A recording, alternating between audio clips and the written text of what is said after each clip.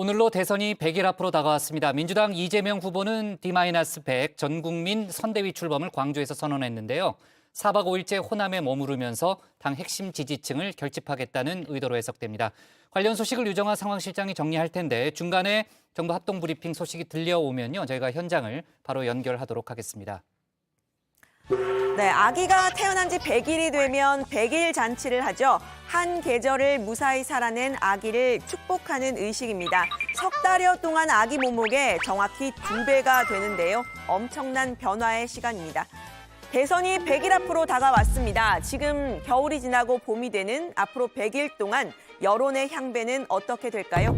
오늘 국회 상황실은 여론 상황실로 문을 열겠습니다. 일단 오늘자 여론조사 먼저 보겠습니다. 한국사회여론연구소 조사 결과인데요. 국민의힘 윤석열 후보가 41.8%, 또 민주당 이재명 후보가 39%입니다. 오차 범위 내에서 윤 후보가 앞섰고요. 한겨레 또 중앙일보 조사도 비슷했는데요. 오차 범위 내에서 이렇게 접전을 벌이는 모습이었습니다. 반면에 이 리얼미터 YTN 조사에서는요. 윤석열 후보가 43.7%, 이재명 후보가 35.1%로 오차 범위 밖에서 윤 후보가 앞서는 것으로 나타났습니다. 이 윤 후보가 우위를 보이는 조사, 또 오차 범위 내 접전을 보이는 조사 이렇게 번갈아 나오고 있는 상황인데요. 어느 후보가 압도적인 우위를 점하고 있다 보기는 좀 어려운 상황인 겁니다. 역대 대선에서 이 100일 전 여론조사 어떨까요? 지난 17대에서 19대 대선에서는 모두 특정 후보의 우세가 뚜렷했습니다. 전직 대통령 박근혜 씨의 탄핵 이후 이뤄진 19대 대선에서는요. 문재인 당시 후보가, 또 17대 대선에서는 이명박 당시 후보가 압도적인 우위에 섰는데요. 대선 100일 전에는 3자 구도였던 18대 대선 때도 박근혜 당시 후보가 우세했습니다. 당시 이 여론조사를 좀 보면요. 안철수, 문재인 후보를 모두 합쳐야 박 후보와 비슷하거나 또 박 후보보다 낮은 지지율을 보이는 여론조사들도 있었는데요. 반면 16대 대선 때 2002년에는요. 1, 2위 후보가 이렇게 오차 범위 내 접전을 벌였습니다. 당시 1, 2위 당선인인 노무현 후보가 아니고요. 한나라당 이회창, 무소속 정몽준 후보였습니다. 당시 민주당 노무현 후보는 2위와 10% 이상 차이 나는 3위였는데 대선을 한 달 앞두고 단일화에 성공하면서 극적인 승리를 거뒀습니다. 이번 대선의 경우 이 100일 전임에도 불구하고 압도적인 우세 후보가 없는 상황인데요. 단일화 같은 대형 변수도 남아있지 않은 상황이라 오히려 이례적인 대선으로 분석이 됩니다. 집토끼를 가두고 중도층을 끌어와야 한다는 이 선거의 전통적인 공식을 떠올리게 되는 대목이죠. 민주당 이재명 후보는 오늘까지 닷새째 호남에 머무르고 있습니다. 호남은 민주당의 지지 기반이죠. 그런데 이 후보는 호남은 민주당의 텃밭이 아니라 민주당의 죽비이고 회초리라면서 지지를 호소했습니다. 오늘 광주에서는 D-100 전국민 선대위를 출범하기도 했는데요. 청년 소상공인과 워킹맘, 수험생 학부모, 의료인 등 각계각층의 사람들이 이렇게 온라인으로 접속을 했습니다. 이 후보는 이렇게 셀카봉을 들고 약간 이 아이돌처럼 이렇게 직접 사진을 찍는 모습을 보이기도 했는데요. 오늘부터 100일 동안 하루를 1년처럼 여기겠다면서 경제와 민생을 강조했습니다. 지금 이 순간부터 저의 목표는 오직 경제 대통령 그리고 민생 대통령입니다. 국민의 지갑을 채우고 나라 경제를 성장시키는 데 모든 역량을 집중하겠습니다. 네, 이 후보가 강조하는 키워드 청년과 미래라고 할까요? 국민의힘 윤석열 후보를 향해서는 소상공인 지원에 쓸 50조 지원 공약, 이 윤 후보의 공약이죠. 이 카드를 받겠다고 이야기를 했습니다. 지금 당장 할 수 있는 건 할 수 있는 건설적인 방안을 찾자 이렇게 제안을 한 건데요. 우리는 미래 세력이라면서 이런 말도 했습니다. 어머니 대통령 되셔가지고 윤석열 박사람은 내게 윤석열 하나. 자, 우리가 대통령이 되고 나면 딱 5년이라고 하는 짧은 시간에 해야 될 일이 산더미인데 그 옛날 거 뒤져가지고 후벼파고 처벌하고 복수하고 그런 시간 있습니까? 맞습니다. 그런 시간 없어요. 1분 1초도 우리는 퇴행 세력이 아니라 전진하는 미래 세력입니다. 그렇죠? 네, 이 후보의 호남 일정 가는 곳마다 이렇게 보시는 것처럼 시민들이 몰려드는 모습이었습니다. 호남 지역의 민주당 의원들은 분위기가 고조되고 있다고 했는데요. 직접 한번 보시죠.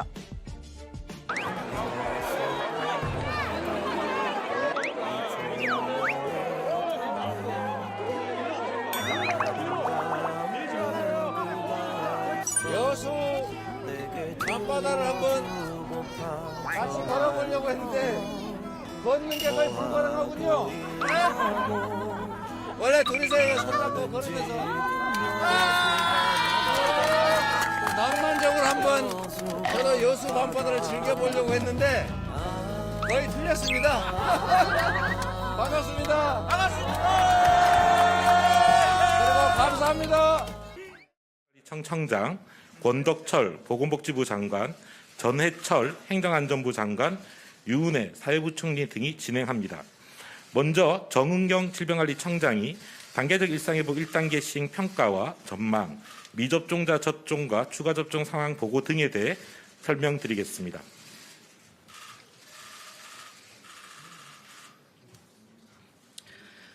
존경하는 국민 여러분, 질병관리청장 정은경입니다. 단계적 일상회복 이행이 시작된 지 11월 1일 이후 4주간의 1단계 운영 기간이 경과함에 따라 단계 평가 결과와 위험 요인에 대해서 보고를 드리겠습니다. 단계 평가 결과 위험도는 전국은 매우 높음, 수도권은 매우 높음, 비수도권은 중간으로 평가가 되었습니다. 4주간 위험도는 매주 악화되었고 수도권은 2주 연속 매우 높음 상태입니다. 중환자실 등 의료 대응 역량이 한계치에 임박하고 있고 모든 선행지표가 상승하는 상황을 고려해서 특별방역 대책의 시행이 필요하다는 평가입니다. 다음은 주요 영역별 위험도 평가 결과를 말씀드리겠습니다. 먼저 대응 역량에 대한 지표입니다. 중환자실의 병상 가동률이 급격히 증가해서 11월 4주 전국 기준으로 70.6%였으며 수도권은 80.4%로 의료 대응의 한계치에 임박하고 있습니다. 11월 들어 60세 이상의 확진자 증가가 누적되면서 위중증 환자 수와 중증화율이 크게 증가하였고 병상 부담이 가중될 것으로 예측하였습니다. 다음은 의료 대응 역량 대비 발생 비율은 병상 가동률보다 좀 더 빠르게 증가하고 있으며 방역망 내의 확진자 관리 비율도 30.5%로 10월 대비 10%포인트 감소하여 지역사회 감염의 위험이 증가한 상황입니다. 두 번째 발생 지표입니다. 주간 사망자 수, 신규 위중증 확진자 수 등 모든 지표가 악화되어 상황입니다. 확진자 수와 검사 양성률이 지속적으로 증가하고 있어 확진자 발생을 억제하는 대책이 필요하다는 판단입니다.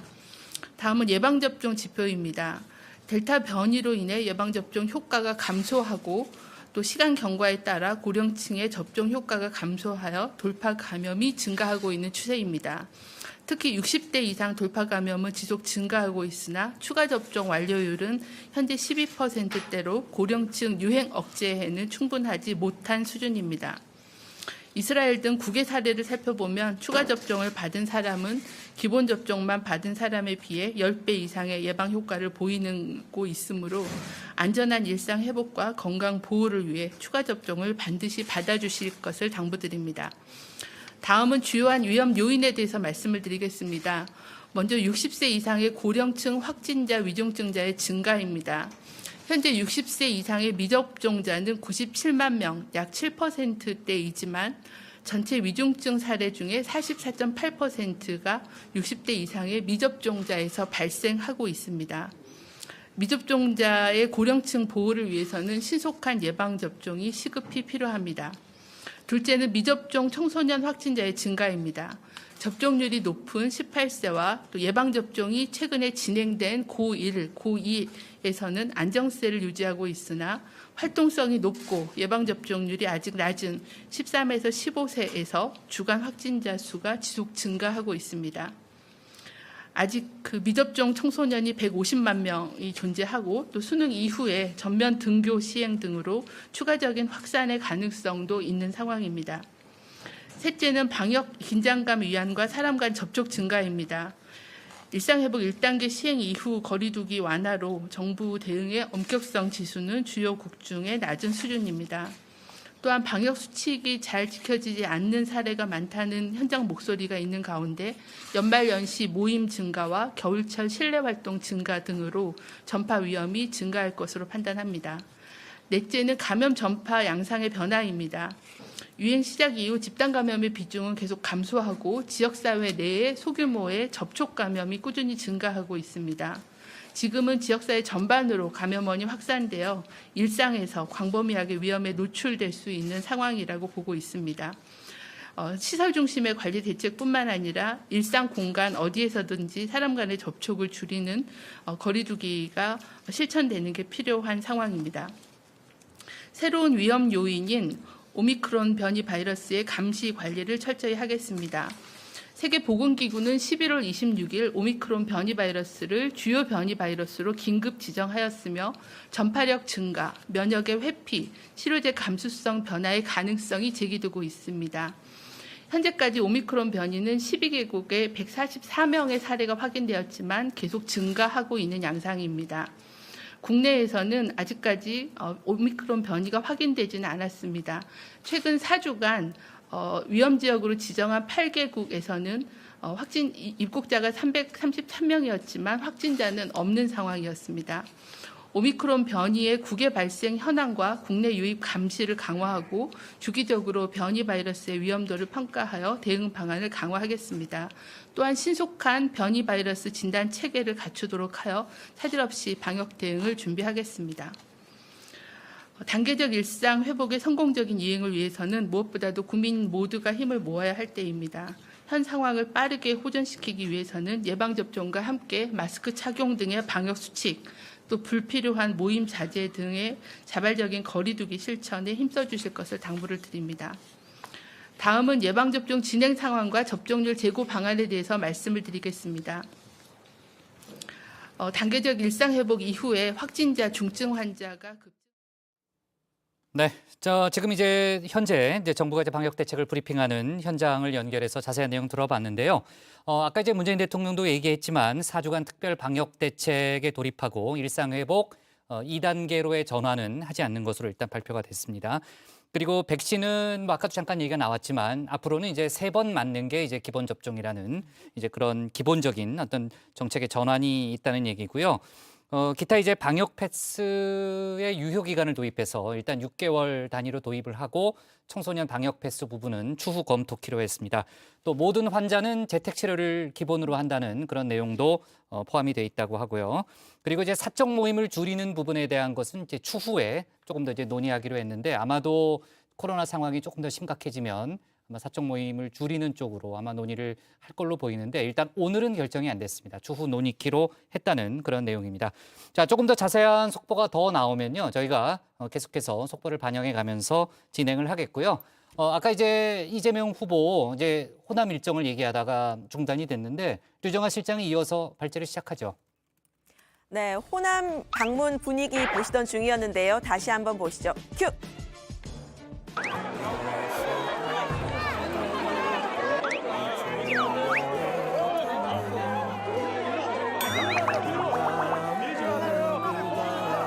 여수 앞바다를 한번 같이 걸어보려고 했는데 걷는 게 거의 불가능하군요. 원래 둘이서 손잡고 걸으면서 낭만적으로 한번 저도 여수 밤바다를 즐겨보려고 했는데 거의 틀렸습니다. 반갑습니다. 여러분 감사합니다.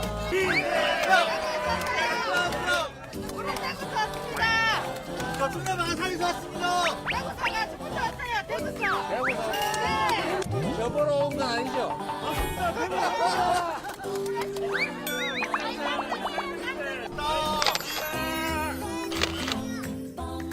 네, 이렇게 분위기가 화기애애했다는 거고요.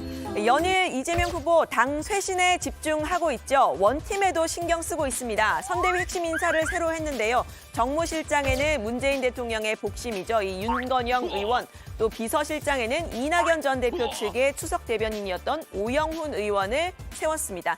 다만 이번 호남 방문에서 이 이낙연 전 대표와의 만남은 이뤄지지 않았는데요. 이 전 대표와의 소통은 잘 되고 있다고 했습니다. 이낙연 전 대표께서 그럼 가서 도와라 이렇게 말씀하셨다고 얘기 듣고 있고요. 그런 점에서 보면 이낙연 전 대표께서도 여러 가지로 극적인 타이밍을 보고 계시는 거 아닌가. 가장 효과적인 타이밍을 보고 계시겠죠.